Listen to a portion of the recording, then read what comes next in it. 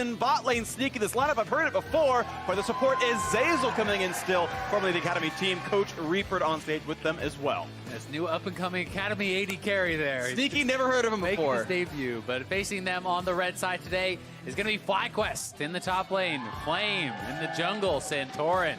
Mid laner, Keane, bot, and support going to be WildTurtle and JayJ with Coach St. Vicious. Now, in this edition of Cloud9's Wild Ride, roster ride, we welcome... We welcome the return of Sneaky. That's the word. And he's going to be laning with Zeyzal. So a bit of a change up there. But Sneaky had played 377 consecutive games, the most of any LCS player. And he still holds that title, but the streak is broken. He has missed the last 6 games. His team is in dead last. And we'll see if this can actually kind of reverse their fortunes a little bit, because C9 has been having fantastic early games, but falling apart in the mid game, falling apart in the late game. And this is a guy who has been the face of the team for so many years and has had so much success with them. They really need some stability right now, and they honestly need to start cranking out wins if they want to have any chance of making it to Worlds. They're going to need a lot, and we'll talk about it a little bit more in the future. But right now, with all the ruckus around Rift Rebels, viewers may forget that they are facing off a FlyQuest who are actually on a hot streak, several wins in a row, undefeated with JayJ, I do believe. Yeah, they've won 3 in a row. I mean, they beat Optic, Golden Guardians, and then Counter Logic Gaming. JayJ was playing very, very well, and Santorin had one of the kind of standout carry performances of the season, honestly, playing incredibly well in the Kha'Zix. He completely took over the game against CLG, was able to really dominate there. And with a win here, they can be in striking distance of first place. They really are kind of moving their way up, and 3 straight wins make it 4 would be very impressive. Yeah, FlyQuest win. They are tied for 3rd, a single game behind first. Cloud9, as we mentioned, sitting on only a single win. The record I'm looking at for them is at least 9-9. Any team that's made the record 9-9 has not missed playoffs. But that means Cloud9 has to go 8-4 from now. And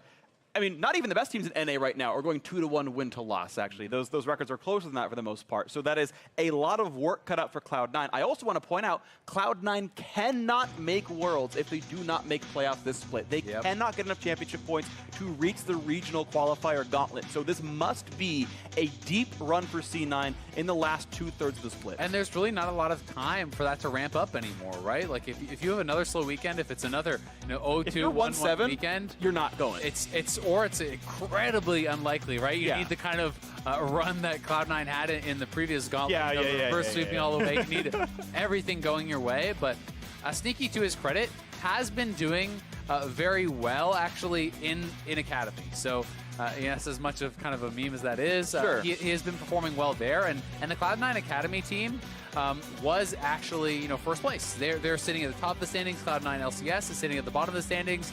They have been doing a lot of Kai'Sa. They've been doing funnel, with a variety of strategies. They did actually a Kayle funnel game as well. And Sneaky, has won all but 1 game, while the LCS roster has lost all but 1 game.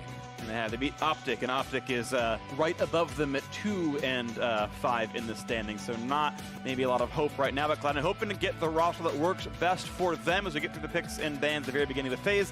Bans make a lot of sense. Morgana, the early first pick. This can slot into a funnel. It can slot into standard comps as well. Cloud9, of course, Zeyzal plus the old LCS roster of Spring Split.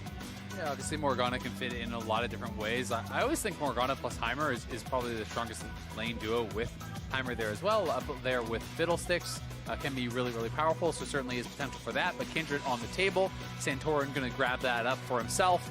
Very strong carry-style jungler. We heard Contracts his thoughts, perhaps the best jungler in the game there. Feeling that it could win any of the jungle matchups. And Kindred is going to be a pretty exciting one for Santorin after seeing how well he performed in the Kha'Zix. If you can have a similar carry performance, this is another champion that really can take over the game. And if paired up with that Galio, you have even more ability to get aggressive, to be invading and stealing away those camps and stealing away those bounties to really scale it faster. And it's also team fight synergy. You pack up yourself onto the circle, you pop the Lamb's Respite, you time Galio at the right time. Second, you're vulnerable. There's a 2-second long knock-up, couple hundred damage, and you turn the team fight back around your way. Now, Kindred used to be meta a while ago. All those standard knockback kind of picks. Lee Sin in there. Gragas once again picked up here. Though I believe Clutch did not pick up the win when they played their Gragas to try to beat out Kindred. It still looked pretty good. Sven's going to try his hand at this one here. And we also have to remember that Gragas can also go top lane. We've been seeing it in some of the other regions, actually being played top. One of the most recent buffs actually gave additional auto attack range when you pop your W, which really did increase some of the trading ability that you have if you play up there in the top lane, alongside Grasp and grabbing a Sheen and whatever. Your W auto trading can be very powerful. So I've been seeing some more of that, and it is a bit of a flex pick that we haven't seen in an A.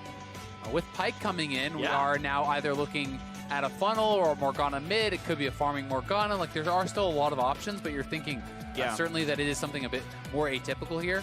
Yeah, exactly, because even if you're playing some kind of funnel, Gragas wouldn't be your jungler here, so definitely looking something a little bit non-standard, a little bit spicier for Cloud9. The Braum we picked up here is a support matchup, seemingly to counterpick the Pyke down at the bottom, flexible as that might end up being.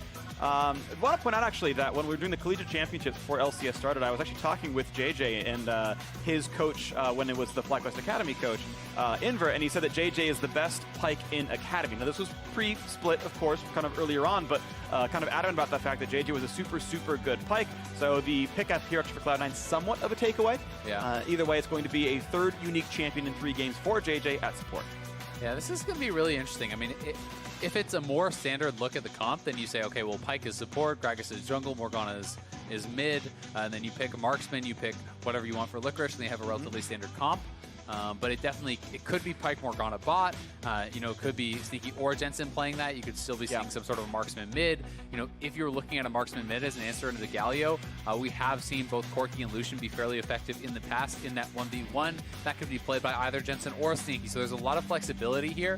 And because FlyQuest haven't actually seen this specific lineup really playing on stage, you don't know exactly what to expect, where everything is going to go either, which does make it more difficult in draft. Yeah, Sneaky had been receiving a fair bit of funnels while playing on C9 Academies. You can see a lot of the hyper carries coming out, the Yasuo, the Talon. Talon, of course, a pretty famous self-funneler here. We've seen that a couple of times throughout professional play this week, and it's time for the final couple of picks here. Darius banned away, Heimer banned away. Darius potentially counterpick to a Dr. Mundo that could be coming through.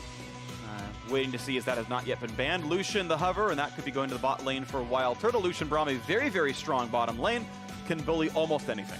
And it's funny to see, but every time you see Braum now, you're expecting funnel, but this is actually just Lucian Braum bot lane. Heading down there, likely going to be the Galio mid. Kindred in the jungle, and they are saving their counter pick here for Flames, so C9 going to have to round out their roster. Looking like Mundo top lane, but with Darius, already taken off the table, one of kind of the traditional really strong matchups into it. We have been seeing people playing things like the Gnar. There is more of the extreme counters, things like Fiora can be very, very effective if you want to go that route. We'll see what the final pick is going to be here. If it is going to be Morgana mid, if it's going to be a farming Morgana bot. Jensen champion as well, as it's Reaper hovering over his shoulder, talking about what the matchups you might want to have, and we have seen things like Fiora into Galio mid lane before, but now hovering on Orianna, a more standard mage. Sneaky could make his LCS Summer Split debut on Morgana, it looks like, as Ori, a tried and true Jensen champion, will be locked in for him. Yeah, it is going to be the sneaky Morgana bot. One of the kind of concerns I have here, though, for the Cloud9 composition is, while you do have very good combos and kind of team fighting, you're all magic, right? And that does essentially allow your opponents to itemize very, very efficiently, whether it's Hex Drinkers, whether it's stacking MR. If I'm actually Keane this game, I forego full AP Galio and I just stack MR. You have your Jarvan perhaps go something like Titanic into full MR, and you just start to build for efficiencies, allow most of the damage to come through from Santorin and WildTurtle, because that is really something that Cloud9 has opened themselves up to. No true physical damage source here. You can argue Pyke, but I mean, it's not going to be the one to kill a full arm, MR stacking Galio. Sure, yep, absolutely the case here. Dr. Mundo going to have a fun time potentially running around here as Jarvan once again picked up in the top lane as the matchup against him. Lineups on your screen right here. Cloud9 versus FlyQuest as these two coaches shake hands and head off stage. This will be a fun one to watch for. They finally brought Sneaky back into the lineup in his very first game in Summer Split, is back onto a sort of traditional mage. The Morgana grabbed for him. They say Sneaky's best in instead of Golden Glue. 0 marksman bans against him from what I can remember, and he's on a mage anyway. It's pretty funny when you think about it, right? It's like, why bring Sneaky back if you are just going to do it for the Morgana? Golden Glue has been performing fairly well. Sure, Definitely was expecting marksman, is that it really has been what he's playing, kind of those hyper carry marksmen in Academy, but we're going to find out how well he is going to be able to perform. certainly, you know, we heard the discussion on the desk about like how many games do you need to actually master a Heimer or whatever. You know, after we offered up 50. Yeah. Morgana, I think, is more simple. 12. 3. Okay. Touché. You know, well, to be fair, you see a guy like Hakuo and they're like, okay, maybe it's more. Maybe it's more than 12. But Sneaky is a guy who is a solo queue spammer. He is a guy who is always in there, who is grinding games, and you expect to have put in the time on a pick he's bringing to the LCS stage. Absolutely the case here. So we are into this one, and Sneaky actually already revealed to us that he learned Sanguine Pool at level 1, so invades will not be strong for him regardless, going for lane push instead. He's playing Vladimir? Yeah, the double F special, push the lane. Shout out the competing chants for the audience, by the way. You guys are absolutely amazing. Once again, you can lollysports.com/tickets. You can be part of the chants if we can hear you. Freak, Anyway. if you find him, he's contractually obligated to say a pun to you. That's not true. It is. That is a false It's statement. true. You can ask anyone on the Yeah, broadcast. Zeyzal is a liar. I thought Canadians weren't allowed He to must lie. do it. So if you find him, ask him for a pun. It comes with the price of the ticket. And I'll say no thanks. I don't do puns on demand. It's not me. They've got to be Actually, cringy it's and exactly you. extemporaneous. Either way, we are playing League of Legends here, and minions have met in the mid lane. Which do you think will die first, a blue or red minion? Put your votes in chat. Hashtag blue die, hashtag red die. It's looking like red, man. Uh-oh. He stopped autoing. It's close. Oh. Oh, thank you, Observer, by the way. I love you. All right, we are into this one. FlyQuest winning the minion game so far, 3-2 in CS. Sven's going to grab himself the red buff and continue on his merry way. Looking for the Kindred marks. So Scuttle's going to crab Scuttle Crab's going to spawn very soon. I like crab is the verb there. The scuttle is going The to Scuttle's crab. going to crab. Yeah. Man, I suck at talking. It's really annoying. No, I think that's great. You may have just coined something. All right, here we go. Sneaky, almost getting stunned, but not quite just yet. Pyke throws the Q in towards WildTurtle. Pretty cool actually seeing WildTurtle level up the E there at level 1, trying to actually dash in aggressively instead of going for the more traditional Q. If you can actually get the tag there from Braum, you can just get right up in Morgana's face, and Morgana with a pool at level 1 really has no way to actually trade back and fight you if that pool is already on cooldown. So I think a cool little adaptation there from Turtle. Not going to be that big of a difference, but is neat. Well, temporarily a brief one camp lead as Santorin knocks down bottom Scuttle and gets the mark as that one. And back to his own jungles, they're going to keep farming. Yeah, and we get to see that little side pop there. Flame, obviously a very experienced, very successful Jarvan player. We did not actually see the matchup working out that well for Dokla, despite the fact that Acadian did get him quite ahead. I'm going to be interested to see how this goes for Flame versus Licorice. Can Flame actually make this pick work? And this is a discussion we were kind of having off camera afterwards. You know, how good of a pick is Jarvan into Mundo? And you know, this is another opportunity to kind of see, can you actually establish and maintain more of an advantage? Yeah, pulls him back in as well. Not quite the stun, though. Doesn't get pulled far enough for the E to get any follow-up, but Zeyzal got a little bit going through right there. Early push does go so far to FlyQuest side, and last hitting on a turret can be very hard for Morgana. Yeah. Attack animation kind of sucks. Jensen Ooh, mid lane big gank. check. Jensen's going to face check into this one. The knockups could be really good. No taunt flash or anything, but Jensen still down flash as a result. Yeah, nice force there, and it didn't cost them really anything. So just a little bit of time coming out from Santorin, and that's got to be frustrating for Jensen, kind of the anti-timing. Walks over to ward the bush as Santorin is already in it. Going to be rewarded with a summoner, and we'll see how proactive Santorin is going to be able to be on this champion. Again, 4 marks, really what you're looking for. He did get one off the early scuttle, so he already has one. And this is kind of just a repeat of the earlier game that we had with actually Lyra idling the Gragas, where he was kind of very slow about the early game, didn't actually make any proactive plays for quite a lot of time. So I also want to see, is Svenskeren going to do a better job in the early game? Is he going to be out there looking for ganks? Because Gragas does have a very strong couple early levels and very strong gank potential. We'll see what we find. It's the mid lane and the bot lane kind of go back to a more normal state. A farm lead for Jensen currently. Always been an amazing lane in the NALCS. His very first game notwithstanding. Otherwise, yeah, shoving in right there. And Sven going to be butting heads with Santorin. They both recalled, both have upgraded smites. Santorin red and Svenskeren blue, fitting in the color scheme of his champion. Same for the other side as Zeyzal forced to run away. And WildTurtle getting some pretty good poke down here. And again, up quite a bit of farm in this lane right now. I got to say, this Lucian Braum is bullying so far. Yeah, and Sneaky is pretty low on mana. Like, he's actually having to spend a lot of this mana to try to keep the wave pushed out. But it looks like Turtle and JayJ will go back to base and kind of try to use that time to reset.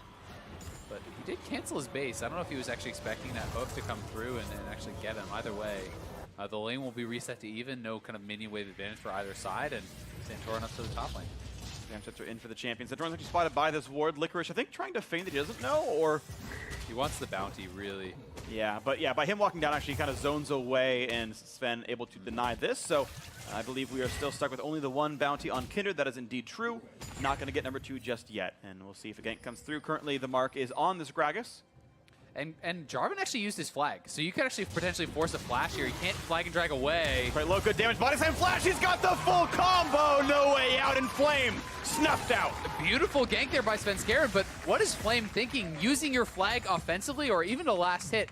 They saw that Gragas was there. They saw that he was over by that scuttle. Santorin actually watched down, and yeah, with your flag down, you have to pre-flash. That's your only hope. You have to just respect the fact that the flash could be coming, and your only way out is actually flashing preemptively. Yeah. Either way, yeah, misplay there from Flame. Flag and drag is down, means he's an easy kill. At least is on Tiamat, and TP's back to lane, so it doesn't miss terribly much. But now another attempt down to the mid lane, and of course he's flashless. The combo's going to be a lot. Shockwave buys a second, but not nearly enough. A kill in for Santorin. Very nicely done there from Keane and Santorin. Double flash committed. They know Jensen was already down the flash, and despite the fact that he has cleanse for the taunt, you can see Keane was already layering the Justice Punch to knock him up immediately after that. You have the slow coming in from Santorin as well. And that was honestly just a very well executed gank, and Santorin trying to get aggressive now, trying to take some of this jungle away. And Sven going to be face checked in, going to find a barrel for slow. Zeyzal far, not going to be able to join in for much. Gragas is here for a buff steal. No smite on Kindred, no smite on Gragas. Yeah, it's going to be hard getting a steal regardless. Pulls it out of the brush. Nicely picked up. Red over to the marksman in the bottom lane. Sorry, in the jungle. That's going to be pretty much optimal there. And FlyQuest off to a pretty decent start. However, gold lead is with Cloud9 by 300. Yeah, so here this is one more time. They know he has cleanse. They know he does not have flash. Taunt flash. Justice Punch immediately. And notice how Keane actually did it backwards. Yeah. That is actually really intelligent because you slide backwards and then the punch, the CC, is actually going to go off immediately at the start of the kind of shuffle, for lack of a better word, instead of at the end. So it gives Jensen less time to actually sidestep or react at all. And we know Jensen is famous for being so good at that little kind of mini dodge style game. Big damage there. Black Shield on keep him okay. And that's going to be stunned almost in turret range. 20 units. He might have gotten a couple of turret shots there, but Zeyzal, yeah, Q into E, pulls him backwards into the stun. Pretty nice play there. Sneaky keeping his teammate alive, but FlyQuest still good in this bottom lane. 75 to 58 in farm. Yes, they'll get some of it. They'll, answer back closely enough, but really nice stuff out of the FlyQuest duo down there. Up 14 as the lane resets. And they're putting on a lot of pressure, which kind of allows Santorin to do those sorts of invades where he steals away the red. They kill mid. They have Galio to answer with the ultimate if they need it. And so far, Santorin hasn't gotten too lucky with actually the mark spawns. He did get his original scuttle, but then Svenskeren has been there to kind of knock away some of those next bounties and make sure that he's not getting too many too quickly. But it definitely had a very even game overall. Yep. 200 gold apart right now as control wards and vision in general being fought over. Look at the individual marks right here, and it is Licorice up in gold right now. First Blood, the assist will do that for you. The farm actually up 7 for him as well, so that's pretty nice, but you are seeing some bigger differences in his bot lane, especially as big farm for Lucian puts him ahead. Nice pink ward, going to spot out this potential gank, as C9 was looking to try to make a 3-man mid-style play, but Keane has spotted that out. The vision being gone now is kind of prompting JayJ to perhaps move up and look to see if he can get any wards, but it is a bit of a scary prospect until you at least see the Gragas or you see the Pyke, someone on the map. Yeah, those two are spotted killing the ward, but of course they did dip back out, nothing to be seen anymore. Still the 300, 200 gold difference is once again we look at the bottom side, and it's mostly just Sneaky trying to stay alive. The mana pool a little bit low. Actually rushing for Sork Shoes, going for a more bursty sort of build, hoping he maybe one-shot Lucian with a flash ult. But that's kind of a more unusual build. He's not rushing a Lost Chapter or a Rod of Ages or something that would be giving you more mana sustain. It is actually raw damage. Yeah, looking for that Flash Magic Pen, as you said.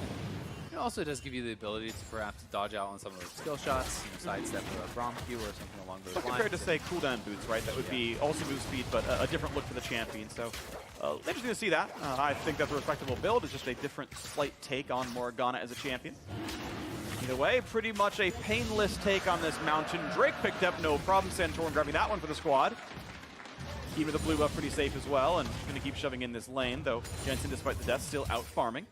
Yeah, and worth noting that Jensen also took the time to roam all the way up to top lane, tried to threaten and dive on the flame, so they have been trying to keep the pressure on there to allow Licorice to kind of scale up, and now moving for a potential 4-man bot. Galio is in ultimate range, so C9 going to have to respect that. You broken down. Black Shield, the knock-up there. Flash going to get him out of Galio, but they're still going to find Gragas for a bit on this one. JayJ pulled back in a little bit, but the damage is still going to be there. Santorin finally cashes in the mark. Nice attempt by JayJ. Flash Q not going to land. Now with Ignite on, he could be killed off. Auto's coming Here's through. Mundo. Here comes Licorice. A stopwatch to buy a few seconds. WildTurtle pushes down the wave, and JayJ going to be executed. Death from below, and Santorin's health bar is injured. He's going to get the ulti on, and this could be an easy pickup. Looks for the stun. Here comes the ulti, gets the shutdown for 50. 2 kills in for the support Pyke.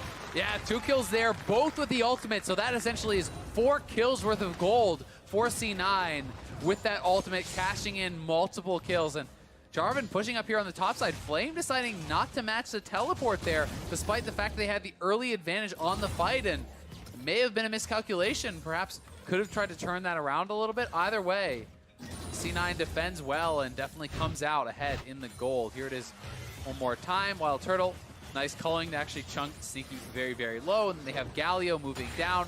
They're looking for the play onto Morgana. That was actually really well done by JayJ, immediately knocking out the Black Shield with the Q, then following up with the ultimate, but they don't have quite enough damage to finish off Sneaky. And as Mundo comes in, JayJ whiffs on that. And we can see Zeyzal still having the ultimate available, able to flash forward, finish off JayJ, has the death from the below. And I mean, Santorin moving in at that point, I think, was kind of misunderstanding the situation. It feels like he needed to have been gone by then, needed to have retreated. With your teleport not being matched from the top side, you're going to be down members. I want to point out that Jensen actually got the extra kill gold on the second death from below, plus 300 to him. He got the your cut item there, so Jensen, despite the assist, actually more than 300 gold richer. And those all stack up together. Galio coming. This could be a scary place. Sounds like a land, but the binding certainly will, and there's nothing that Keane can do about that one. TP does nothing except, though, give them control on this turret, and FlyQuest can still play for first turret, and they're likely to get it here in the bottom lane. Yeah, double marksman. You're going to be able to knock this down very, very quickly, and they're going to give solo gold over to WildTurtle, so they really want this Lucian to get off to a really strong start. He's already about 30 CS up.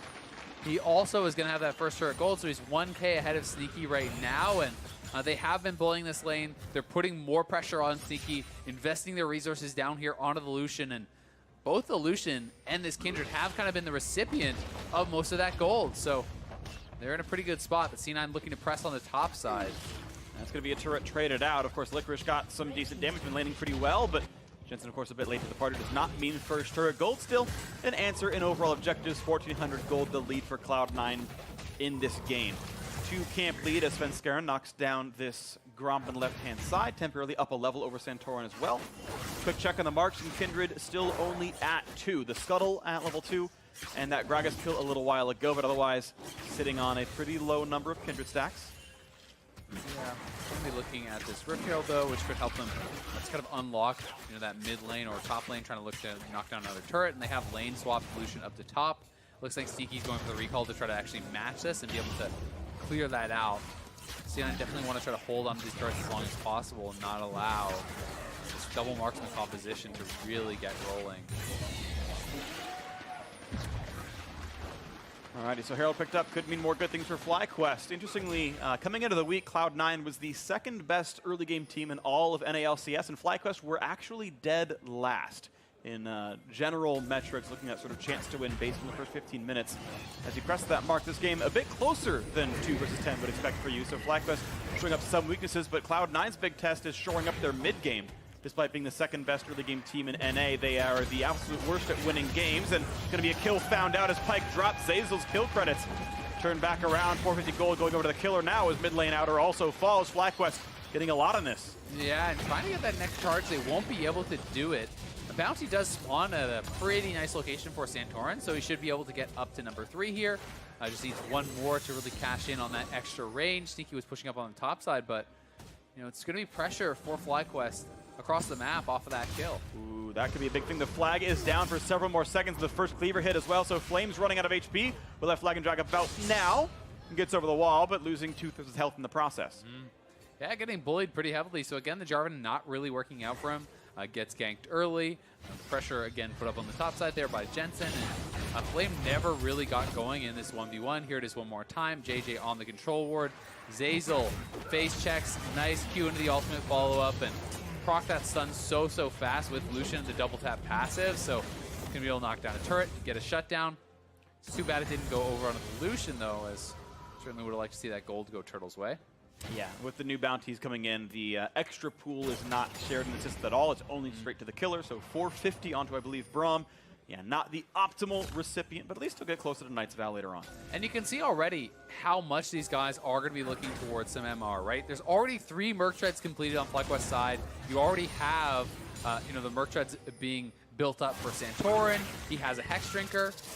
JayJ gonna have to make a run for it. He's gonna try. He's gonna look for a teammate to jump to. Turtle is there and says, okay, thank you very much. Over the wall I go. But these are the efficiencies that are gonna be kind of the advantage of FlyQuest, because while they're tied in gold, their gold is kind of going further because it's all magic resist. So every time you buy up that MR, you're getting additional value out of it. But fight around Dragon here is potential, and Jarvan on the side looking for a flank. Knockback looking for the smite fight. Nicely picked up. Svenskeren grabs that one, jumps right back out. Mountain Drink shaded one from, but Keane wants to taunt. Not going to get on his Zeyzal though. Out he goes. Big goes back and forth, and now pull back. And with Aftershock on cooldown, could have gone for a play, but they're not going to go for damage on the Keane. Easy to walk away cleanly enough. So a nice pickup by Cloud9. The game equal in gold for the most part. 500 separates the two. And not very much. Cloud9 hoping to improve in their standings here, get out of last place. Yeah, and the Mountain Dragon apiece. Very, very even game. You do have to wonder, though, if you look at the scaling, I certainly think it's going in the favor of FlyQuest, so you want Cloud9 to be proactive. I mean, this is a team with double marksmen. They should be outscaling as far as the Lucian versus the Morgana. You should be outscaling as far as Kindred versus the Gragas, and you also have the added advantage of playing against a full magic resistance team. That is really kind of the fear now for Cloud9. You have to be proactive, but despite the fact that there are efficiencies and perhaps on-paper advantages, Cloud9 certainly has the potential to find that perfect body slam flash with the shockwave follow-up, bindings and all sorts of picks and kind of playmaking that their comp kind of better lends itself to. But, that being said, Kindred and Galio are 2 of the best defensive options to kind of shut down those picks. Totally agree. This could be very hard to make any of these dives and whatnot happen. There's not even that much surprising damage from Cloud9. Like, you do have Riddick Echoes Gragas and a Shockwave. It's not terrible, but if Kindred's there, if Galio's there, good luck making anything happen. Cloud9 going to still hope to make this go forward for them. I kind of agree with you, and in my mind, the scaling advantage does go FlyQuest way. But execution has been so big, right? And you talked about kind of the strength of the early game teams. Cloud9 has been one of the best early game teams in the league, but it has not resulted in wins whatsoever. It's around this time in the game that they have actually been one of the worst teams in the league. Despite often having advantages, they're not able to actually continue to snowball those advantages, to take them to the right places, to extend and win team fights. And they do have an edge, it feels like, right now in the side lane, with Licorice kind of starting to win that 1v1 against Flame. And that may be where they're looking to kind of buy some time and just have a tremendous amount of wave clear between the Morgana, the Orianna, and Gragas, and that's certainly something you can do. And then it's up to FlyQuest to really pressure around objectives and kind of draw C9 in. They're going to hope Zeyzal goes for the Q. Not going to find JayJ, though. Could have been a nice target. The binding would have followed up pretty easily. Maybe they burn him down. But no such luck here. Blue buff to be handed over to Jensen. Shouldn't be an issue. No one's in range to steal. Auto attack comes in, claims that. But FlyQuest now able to start setting up for the soon-to-spawn Baron Nashor. Only over a minute to go. Top lane under siege as well. Wave's not dead and missing most cooldowns. Means Turtle's not too afraid, and that turret's down to 25% health. FlyQuest, again, can continue to play for wards down here. Cloud9 have only Fog of War in this Northern River. Will take them some time to get that vision back. Yeah, and as far as kind of what I was talking about in Champ Select, misses on the flag, and we'll take some damage on the way out. But Keane is building more heavily towards kind of a standard AP Galio build, looking like he's going for the Morello, and they're going in. The chance for the play, a nice knockback though. They could burn down Flame, but Galio shows up, and Kindred making this one a bit helpful as well. Licorice in the back line, still going for the kill. He's going to find that one. Cloud9 1 for 0. Santorin running away. It's a 2-kill pickup so far, and now Keane forced to run. And Sneaky gets the ult to land from Morgana. No bind to get in though. Top buys a couple seconds, but not nearly enough. 3 straight kills. Cloud9 come out ahead. Yeah, nicely done there from Cloud9. FlyQuest go for the engage, but they botched it pretty heavily. And Flame gets burst down before anything really happens. The Galio ultimate and the Kindred ultimate are completely overlapped, and a nice fight there from Cloud9 means a couple kills go their way, and they do open up the lead that much more. So here it is one more time. It looks like FlyQuest just want to straight up engage, but you know, Flame just gets knocked away. He's trying to walk in, I think, an ult on top of Jensen, but he's trying to walk through multiple members, and then the Kindred ult overlapped with the Galio ult means you get very little effectiveness from that. You want to, as you pointed out earlier, drop the Kindred ult, wait until that's expiring, the Galio ultimate comes through and actually knocks them up, you taunt them all out of that, and you can kind of burst them down. Yeah. But definitely some poor execution there from FlyQuest. They had the idea to engage, but certainly did not execute. Yeah, comp feels unpracticed, right? They both used their save me ultimates at the same time, and that is not the way it's supposed to go. You actually even saw the Jarvan Flame walk off the heal portion of Lamb's Respite, didn't get that extra 100 to 200 health, and made it an easier kill chase down to Mundo. And that also speaks a lot to communication, right? You know, the Flame obviously is a Korean player, Santorin is an English player. You know, Flame has been in NA for a while and certainly has been working on his English, but sometimes, you know, teams still do have trouble with the communication, and we'll see, is that an issue for this team going forward, or can they clean that up? Because oftentimes with these abilities that have to be used so quickly on reaction, you have to pre-plan who is going to be first. If you are both there, okay, Galio always ult second, Kindred has to ult first, and then you kind of have to give that trust over your teammate that they will do it, because the heat of the moment calls can be difficult and lead to both people popping them at the same time. Absolutely. So a misplay there, but not an insurmountable disadvantage. FlyQuest going to suffer through their 2,500 gold deficit. The Cloud9 have fallen with greater leads before. Very, very quickly, this can turn around, and FlyQuest sitting on 3-3 again with a win. They tie third place, which is one of the best they've ever been in North America. It certainly has been a better split for them. They're looking for the chase on to Licorice. Actually, calling, making this a bit easier. The flash Q, they get the ultimate. They're going to get that stun, and they're still burning him down. And Licorice is not healing enough. The ult has timed out. He will not win this duel, but they need another slow, though, as he's running away for this one. Q's going to come across. One more shot. No, a great cleaver. Licorice is running. The flash forward. WildTurtle knew it all along. Gets the kill, picked up the 2-on-1 victory for FlyQuest. Took him a long time to burn him down, but now it's C9's time to make a play on the other side of the map. They're going to look for Keane. Gets found out, pulled back in. Explosive cast, I believe, was a miss, but still a lot of damage and nowhere to really go on this one, but still good trade damage back on Sven. Nice. Oh, the shockwave pulled him out. And they're not going to get away with this one. A good kill picked up, 7-4. Cloud9 answering the top side. Yeah, it is. Turtle still splitting on the bottom side of the map. We'll see if he actually goes back. He will now. Cloud9 are able to get a kill back. Close one is that Cask, I believe, actually missed on Keane, didn't knock him further in. It looked like Santorin might have been able to save him with the Kindred ultimate, but not quite able to do it. Either way, it's C9 who reset on the map, and is FlyQuest grabbing up a dragon. Gold lead still a bit above that 2.5K. A very even game, all things considered. Well, that's going to be picked up right there. Mountain Drake, number 2 for FlyQuest. Cloud9 got one because of a great smite steal from Sven. That was contestable, though, Santorin. It could have so easily been Triple Mountain. It could have so easily been Baron rushable for FlyQuest. Of course, still pretty good on double, of course. Yep, here it is one more time. Keane face check, the hook in at the same time as the cast. So a little bit off there, but Santorin looking for the Kindred ultimate. Ooh, no, it's just straight up late. That's actually just late, I think. Perhaps he gets pulled out either way. Yeah, I mean, Shockwave pulled him off of the respite, right? It was on the other side of him, so. Nicely done by Jensen. Straight into that death from below by Zeyzal, and going to be able to pick up a kill there. Trying to control vision now. There's an ult into the Braum shield, which actually stops it. It's a guaranteed knock backwards. You can actually never do that through Braum, unless you can kind of get it around him, and that's kind of hard. Maybe if you learn how to do things like the World Cup, you kind of curve it around the keeper and you get it into the net, but only Diana really gets to do that one. Yeah, maybe some Sivir mechanics, but not here, not now, but a nice try. Denmark, sadly, didn't go all that far in the World Cup. That's okay. Zeyzal waiting around in the wings, sitting, waiting for something. Vision around the Baron pit, of course, quite good for them. Baron is alive, and again, they have to be so afraid of FlyQuest with double marksman. Blade of the Ruin King on this Lucian. Double Mountain. They have a great Baron attempt available. Cloud9 much slower. And Turtle is the highest gold in the game. I mean, unfortunately for Flame, he is actually falling very far behind the Mundo in that 1v1. And, you know, honestly, I just personally like a Titanic Rush more than Black Cleaver. If you cannot straight up kill the Mundo 1v1, Black Cleaver is doing very little for you, where at the very least Titanic lets you instantly clear a wave with your Q plus the Titanic active, and that allows you to very easily protect your turret. So, you know, if you are just going to play it as this kind of tanky style build and you can't actually bully anyone, I'd rather just see a Titanic Rush into tank or even a Black Cleaver second. But, you know, Flame certainly has not been very effective at all on the Jarvan, and wasn't very effective at all either for Dokla earlier, and Mundos have been getting much better of the exchanges and do kind of just get better and better as the game goes on. So Flame stepping up a little bit, trying to find the play. Licorice in the wings as well, looking for some cleavers to land. He'll hit that one, no problem. But Flame, flag, and drag out. Sneaky sitting on still. The stopwatch has yet to burn it, so no Zhonya's till he needs it. Can rely on the consumable version of that active, but going for the flat pen build, the same that Jensen's going for. So it's anti-squishy, but there's a Braum in the way to intercept much of the damage, and otherwise it's several high MR tanks in their faces regardless.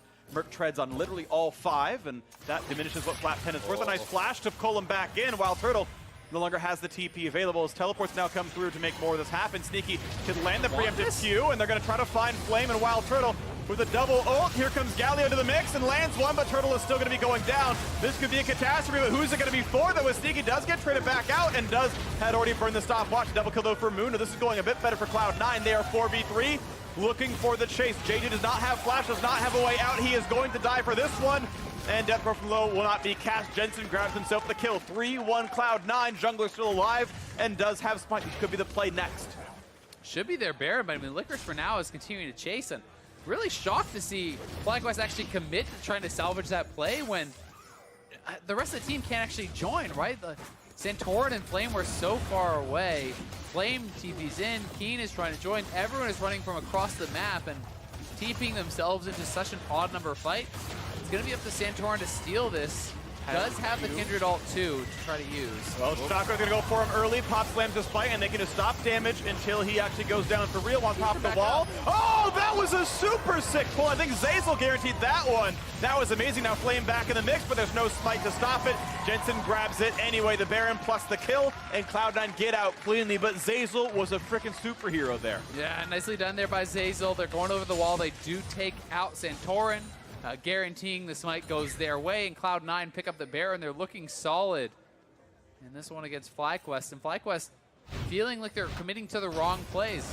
And this is after all the aftermath is mostly decided by this point, but here it is again. They have the ward on Santorin. They know he is going to be looking for this play, and Q ult from Jensen right here. The hook was the pull first. Pulls him right into the body slam, shockwave. Nice combo there, and once you're in that ultimate, there's not really any way to get out from Zeyzal. That was just sick. He is that good. That was so clean from Zeyzal. Gets away from Flame as well, and Cloud9 really just getting everything. Beautiful stuff there, Bunny. Not quite going to land as JayJ turns around on that one, but still pulled back in. Able to jump back out. Cloud9, maybe solving their late game woes despite having a comp that might just get outscaled.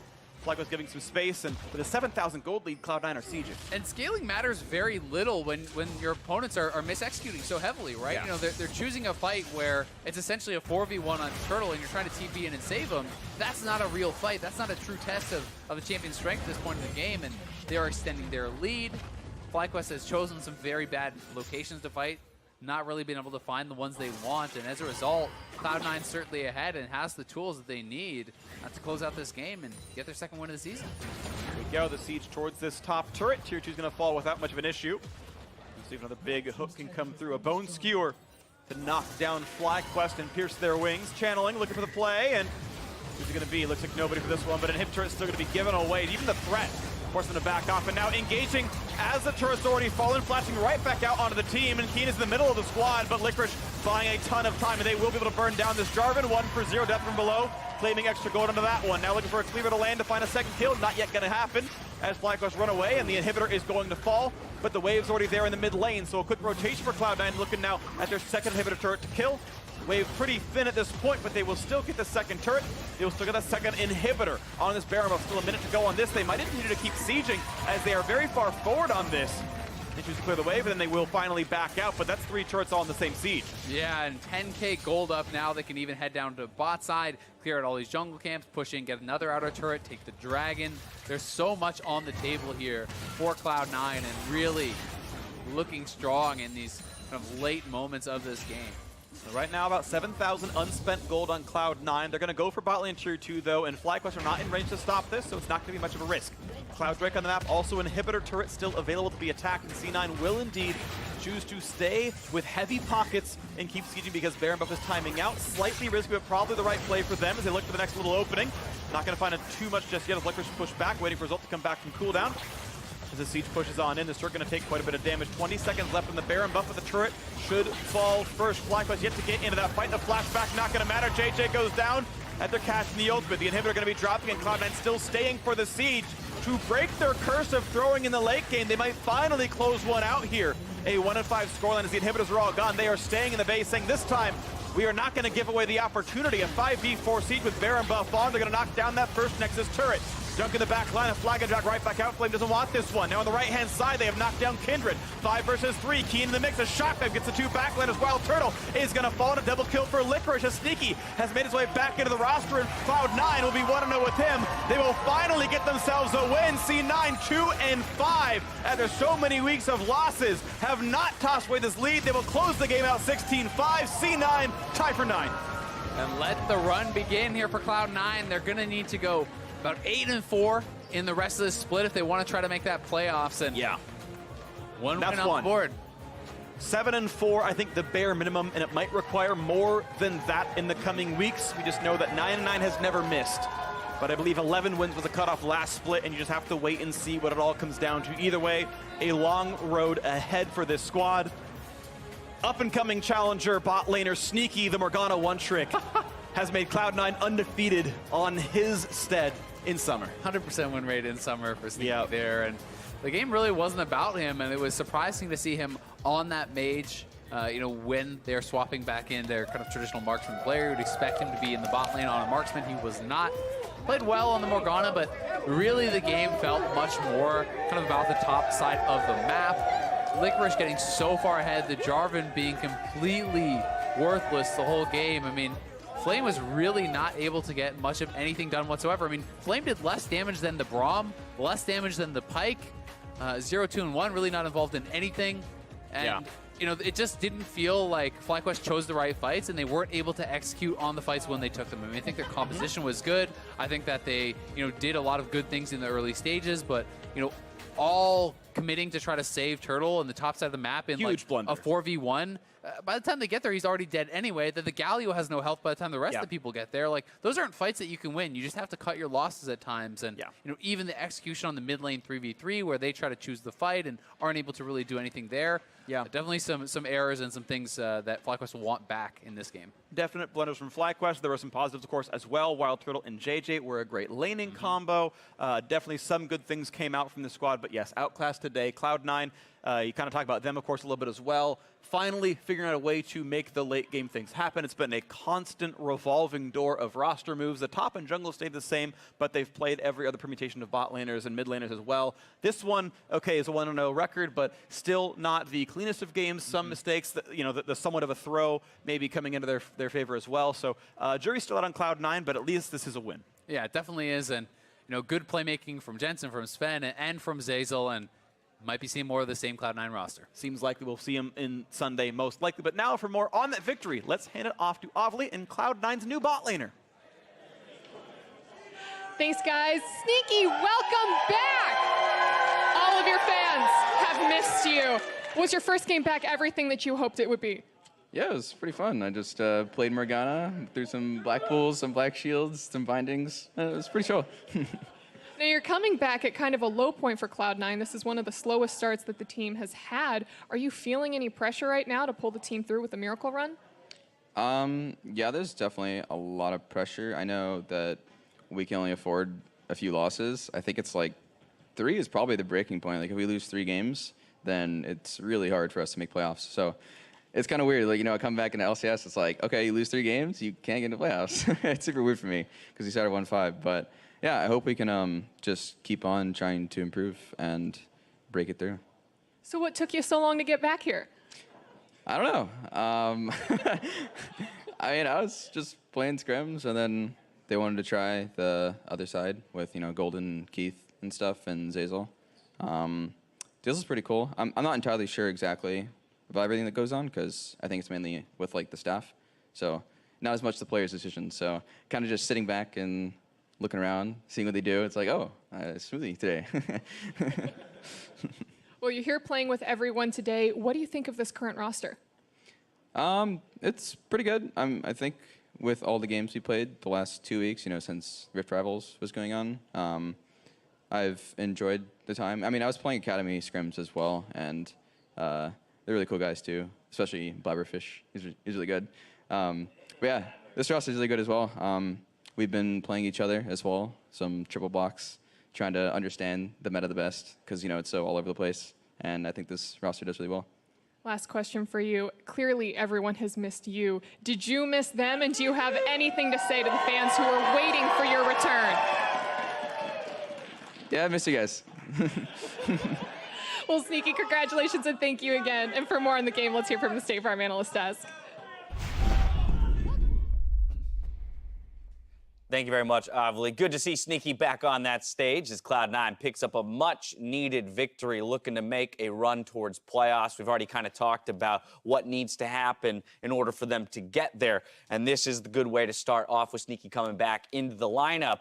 Right there in the interview, though, he talks about triple blocking and scrims to try and figure out the meta. Well, it seems like their read on the meta is Quadra AP and a Pyke. Well, I also like how he said, oh yeah, came back, played Morgana, did some stuff, was pretty troll. Because you can also say, like, if you're gonna play Morgana, maybe you should have Golden Glue in the game. Because Sneaky, he played effectively. He definitely didn't make mistakes, but he wasn't the reason that they won this game. Right. No, I think FlyQuest was, because I don't really like this draft at all. You can say, why are you drafting this with, if you have Sneaky, put Golden Glue. I'm saying, why are you drafting this at all? Like, I don't think this is a great comp. It's all magic damage. They had a lot more opportunities on the FlyQuest side to build MR. You saw Keane starting to build Azonias as they were losing the game. Like, what the hell is that? And it's one of those things where if the game went late, it should very heavily favor FlyQuest because there's a lack of magic damage, and maybe the Mundo becomes completely unkillable. But with double marksman, I think they would be eventually able to chew through it. Right. And there was a lot of mistakes on the FlyQuest side that, when the game was kind of close, allowed it to slip away. Yeah, primarily magic damage that is only really effective if you outpace the enemy team and if they build ineffectively, Armor. which is, essentially what they did. So I do want to dive into some of the replays, though, because ultimately Cloud9 did come away with the victory, which means they had to do a number of things right to outpace the enemy team. Yeah, but look at the circumstances of this fight. Right. WildTurtle's running down the top lane, and then everyone on FlyQuest actually opts into this fight, even though at best it's a 2v5 repeatedly as one person dies and the next person runs in. So Cloud9 easily wins this fight. They take Baron, and from there, they do a much better job of closing out the game than they had done previously, because we have to remember this is not the first time they've had a gold lead like this, but that's a situation where if the Galio has built more MR, if the Jarvan, who has done only 4.7 thousand damage, is building an adaptive helm instead of a stone plate against the all-magic damage team, there's a lot of things that could have happened for FlyQuest to be on a much more even ground with this Cloud9 squad. Yeah, I mean, so Cloud9 obviously very happy that they were able to close that game out, because there have been a number of times before where they got a Baron, it felt like the game should be over, and then they lose a fight after getting that Baron. This time they actually closed it out, so a much better looking gold graph from them.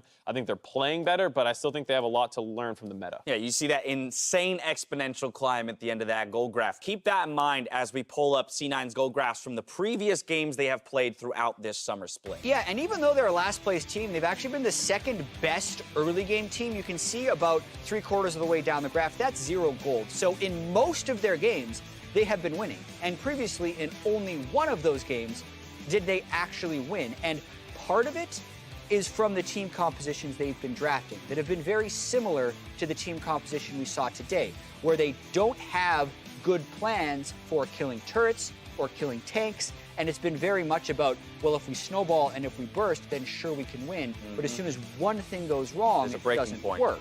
In this game, that thing didn't necessarily go wrong for C9, and they were able to win, but I agree with Mark that that's a pretty dangerous way to play if, like Sneaky said, you can only lose 3 to 4 games for the rest of the split, or you miss Worlds. Right, I mean, you look at that Echo Fox game, it was the same exact thing except an Aurelia instead of a Mundo up in the top side, and they had this super, like, protect the Aurelia funnel comp, and Echo Fox was a better team than FlyQuest. They scrapped them out and eventually got that game back here. FlyQuest never found a winning fight, but if they did, it's probably a similar story. Right, and this is where, just briefly, I do believe we have to take a critical eye and look towards FlyQuest here for exactly that there were probably a number of things they could have done here to slow Cloud9's roll and perhaps extend the game to a point where they can win it.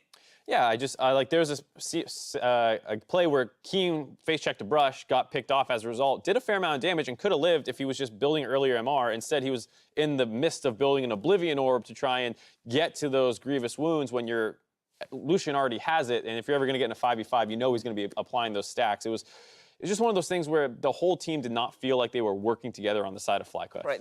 And the final thing I want to talk about here, Jarvan into Mundo. We've seen it a couple times today. Yeah. I'm really struggling with where this matchup goes in favor of Jarvan. So yeah, we saw 2 teams do it today. Yeah. And that usually means that it was finding success in scrims.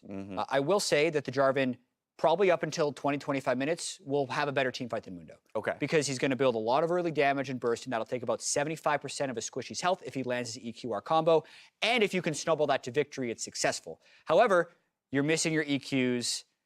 That's going to change things a lot, and then the Mundo was able to outscale. So it's a different game on stage, obviously, and that's what we saw today. Yeah, there's something to say. Maybe you can lock up a Morgana. It's one of the few CCs, the Cataclysm, that just stops Black Shield, so you don't have to worry about breaking the Black Shield before you CC. Same with Mundo. You get to lock him down so that he can't just run around where he pleases. Right. I understand that a little bit, but it doesn't look good enough to justify the Mundo pick when you could pick a GP or a Darius. GP and Darius are the big ones that we're pointing to look for something else. Now, before we call it a day, let's take a look at the standings. First place now belongs only to 100 Thieves and Team Liquid, while Counterlogic Gaming, Echo Fox, and TSM all share third at 4 and 3. However, if we look back at the predictions from earlier in the show, Bad day. it was a tough day for you guys. Jad still over that 50% mark with the 3 and 2. Is he though? And the Yeah, faith I in was the CLG. You tell me whether or not that's a victory for. Yeah, it's a victory. Jad's when you taking get those that this one. I'm season. counting it. It will bring you slightly closer in the season totals. This one is looking to be about as tight a race as last It's split been was. topsy-turvy, this split. I think our percentages are lower. Last split, we predicted just over 60%. Right. We're struggling to keep a 50-50 so far. There have been a ton of upsets in the first 4 weeks. R.I.P. Freak, it's 2 been and 3, as incredibly well as Dead on And the he's Desk. gone My goodness, forever. man. People So- dropping like flies. I'm worried for the next person that gets brought onto the countdown. Now, here's the thing. Teams have an opportunity to further climb the standings in our schedule presented by Jersey Mike Subs. Game 1 has Golden Guardians and 100 Thieves squaring off on Summoner's Rift, with TSM and Echo Fox duking it out later in the day, followed by Counterlogic Gaming versus Cloud9 in Game 4. A reminder that if you have any questions for NALCS Commissioner Christopher Greeley, tweet at LL Esports and we'll present your queries during the show tomorrow. If this much league isn't enough, stay tuned for the EULCS rebroadcast going live right after. Did you break He the broke herd? both off. He's trying to hide it. My goodness. Yeah, Have has some this one respect too. for the dead. It's not glued on very well. I will say that. So instantly you start flaming the producers' Right. craftsmanship Yeah, this rather than isn't- like maybe it's not your fault for how you I thought you handled could it. really lift it from these Yeah, things. I'm right? amazed you can't. Oh, my goodness, ladies and gentlemen. Now, that's going to do it for us here today. So for myself, the cast, and the entire live broadcast crew, thank you for watching, and we'll see you tomorrow for more of the NALCS. Good night.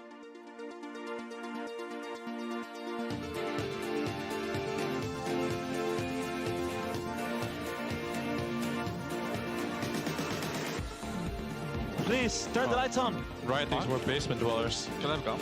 Come out. Bro, you got 2 pieces. Where'd it go? Accidentally, I threw it. Titan, harm, no flash, no flash. Here's Junya. Blow it. I flashed it. Yeah. Go. Nice. Contra Pearson versus the world.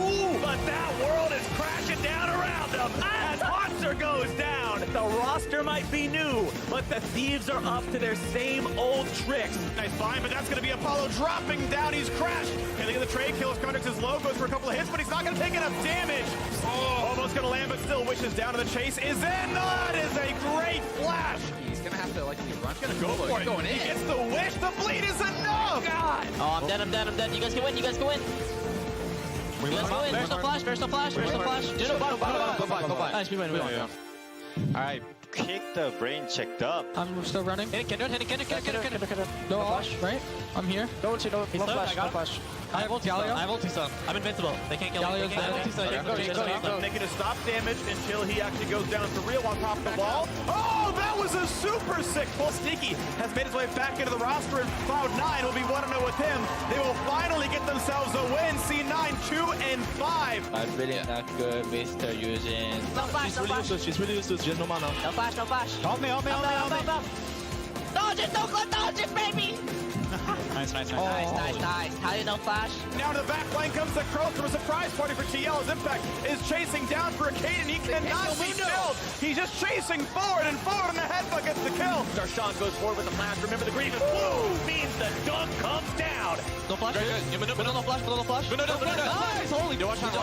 There was no. Play there. Help that shot. Oh my god. Let's go. Go. Oh my god. Let's go.